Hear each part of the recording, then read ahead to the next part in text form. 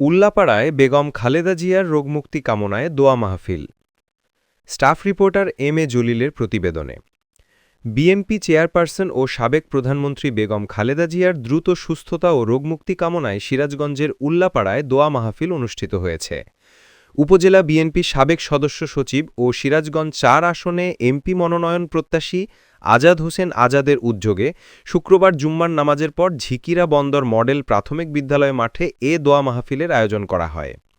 দোয়া মাহফিলকে ঘিরে সকাল থেকেই বিভিন্ন এলাকা থেকে বিএনপি যুবদল, স্বেচ্ছাসেবক দলসহ অঙ্গ সংগঠনের নেতাকর্মীরা দল বেঁধে অনুষ্ঠানে যোগ দিতে আসতে থাকেন। তাদের উপস্থিতিতে বিদ্যালয় প্রাঙ্গণ ও আশপাশের এলাকা ধর্মীয় ও মানবিক আবহে ভরে ওঠে।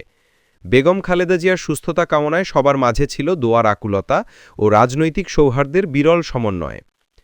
দোয়া অনুষ্ঠানে প্রধান উদ্যোক্তা আজাদ হোসেন আজাদ বলেন, আমাদের নেত্রী দেশনেত্রী বেগম খালেদা জিয়া দেশের গণতন্ত্রের প্রতীক। তার সুস্থতা শুধু বিএনপি নয়, দেশের মানুষও কামনা করে। আমরা তার দ্রুত আরোগ্য লাভের জন্য দেশের প্রতিটি মানুষের কাছে দোয়া কামনা করি।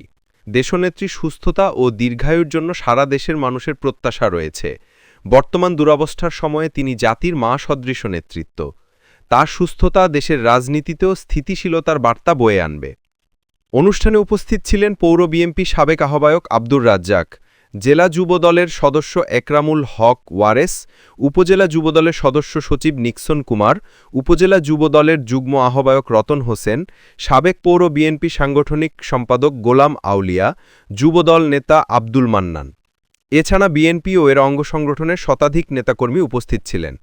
মাহফিল শেষে স্থানীয় মসজিদের ইমাম বেগম খালেদা জিয়ার রোগমুক্তি, সুস্বাস্থ্য ও দীর্ঘায়ু কামনা করে বিশেষ দোয়া পরিচালনা করেন। দোয়ায় দেশের শান্তি, সমৃদ্ধি, গণতন্ত্র ও মানুষের অধিকার প্রতিষ্ঠার জন্যও প্রার্থনা করা হয়।